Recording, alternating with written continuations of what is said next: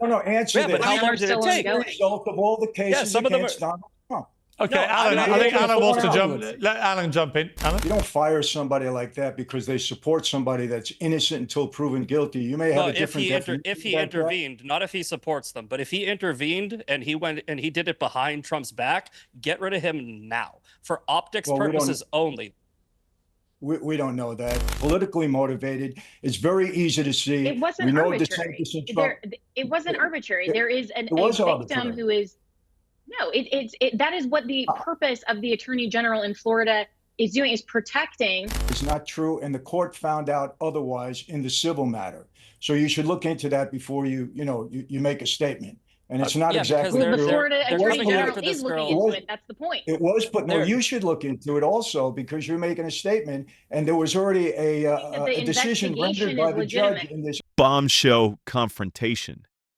Former Mafia Captain Michael Franchese destroys liberal commentator Zack Bonfilio on the Andrew Tate controversy. Watch as Michael Franchese exposes the truth about politically motivated lawfare, while Bonfilio desperately clings to ridiculous MeToo talking points.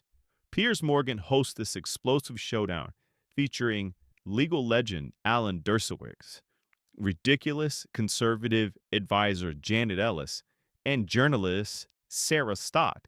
But all eyes are on the epic clash between Franchese's insider knowledge and Bonfilio's liberal establishment narrative, despite being a conservative. The mainstream media doesn't want to expose this raw, unfiltered debate that reveals how the Me Too movement weaponizes accusations against conservative voices. But it doesn't end there. You won't believe what happens when personal accusations fly and double standards get exposed. Like and subscribe for more truth they don't want you to hear. Okay, Michael, I think last time I spoke to you, we talked about the fact you'd faced a boycott of your stage show because people objected to the fact you'd interviewed Andrew Tate, which I thought was a preposterous attack on your free speech. And free speech, is something that Andrew Tate goes on about a lot and says that this is an attempt to silence him, it's the Matrix, and so on and so on.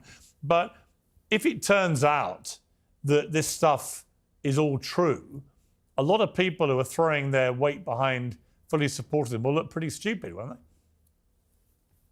Well, I guess you can say that. But, listen, first of all, I want to disagree with something. Rick Purnell, you don't fire somebody like that because they support somebody that's innocent until proven guilty. You may have a different definition. If he intervened, not if he supports them, but if he intervened and he went and he did it behind Trump's back, get rid of him now for optics purposes only. We don't know that, and I don't think they're concerned about optics. I think they really know about lawfare since Trump was a victim of that, and I think we can all agree on that. They understand lawfare. I can tell you this: if this didn't happen through if the Me Too movement wasn't at its height, I don't think Andrew would be going through all of this. Tristan neither, and I believe that. And again, I know their attorney. I've looked into the case. I'm very familiar with the charges in Romania. Those charges are falling apart. I don't think they had any right in Florida to arbitrarily start an investigation. It was politically motivated. It's very easy to see. It wasn't arbitrary. It wasn't arbitrary. There is a victim who is. No, that is what the purpose of the Attorney General in Florida is doing, is protecting victims when, as Zack said, Andrew Tate has said himself, and it's on video. And if this were anybody else, take it aside that it's Andrew Tate. If this were a Tren de Aragua gang member, if this were somebody that was a violent, illegal alien, then Maga would all be saying ship him back to Mexico. But the fact that they like Andrew Tate because he has certain touch points and is very popular, now suddenly this is lawfare. That is not the way that the law works. That's not the way the presumption of innocence works. And that should not be the way that conservatives champion our values. We have to get back to understanding where the parameters are, because this isn't political. Sex trafficking isn't political. Putting women on webcams and pornography, that's not political when it comes to the Attorney General of Florida doing his job. Yeah, well, I disagree. And I think what you should do, there's a video out there that there was a decision that came down by the civil court judge with respect to this woman. And Tristan explains it in the video.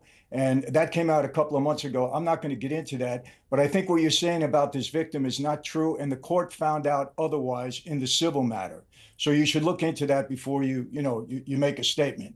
And it's not exactly the Florida Attorney General is looking into it. That's the point. It was, but no, you should look into it also because you're making a statement, and there was already a decision rendered by the judge in this case.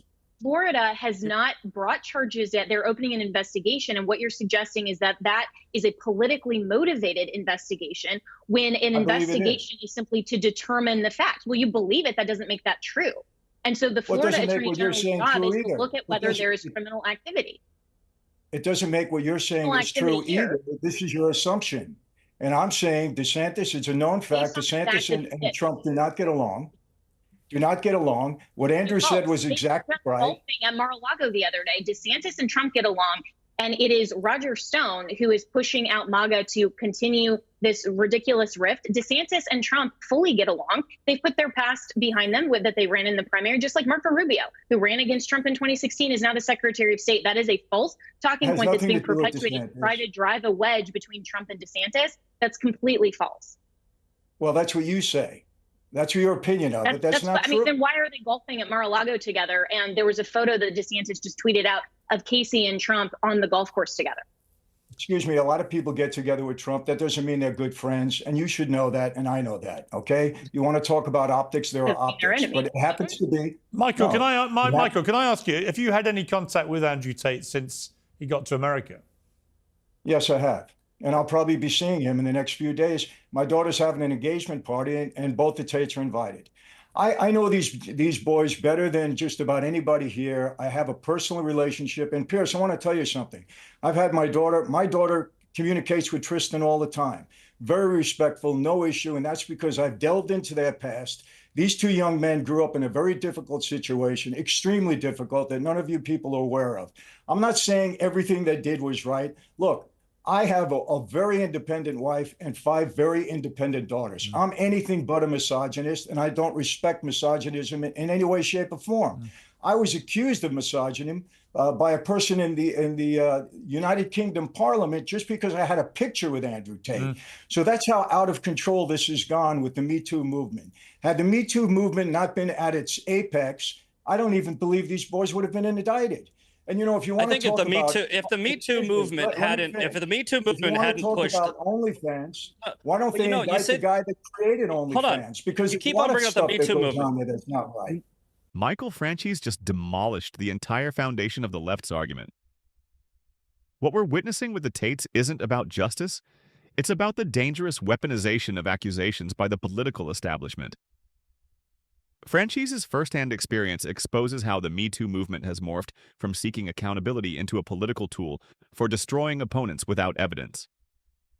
The liberal position that accusations equal guilt shatters our entire justice system. When DeSantis launches investigations based on CNN headlines rather than evidence, he's playing right into the left's playbook of guilty until proven innocent. Bonfilio is about to embarrass himself with more media talking points while ignoring the obvious double standard applied to conservative figures. The left has selective outrage and is exposed when they demand due process for their allies, but rush to judgment for their enemies. Conservatives here also have it wrong when acting as if Andrew Tate isn't on their side. It kind of shows that a lot of conservatives are politically conservative, but socially liberal. Anyways, this isn't about defending any potential wrongdoing. It's about defending the fundamental American principle that everyone deserves fair treatment under the law. Just because the MeToo movement overcorrected with believe all women doesn't mean that we should start saying believe no women. There is very credible evidence against the Tates, right? So you can't just say, "Oh, we don't." If your argument is that Andrew Tate comes out and claims, "All right, there are no victims," and then I go, "Hey, here's 5 victims." Andrew Tate is a liar. Okay, I am telling you there are victims. They have not recanted their statements, and you keep on running with this whole talking point. There's no evidence. There's no evidence. All right, there is hundreds of thousands of pages of documents in the Romanian court case. I can send you a picture if you'd like. I've run through many of the court documents.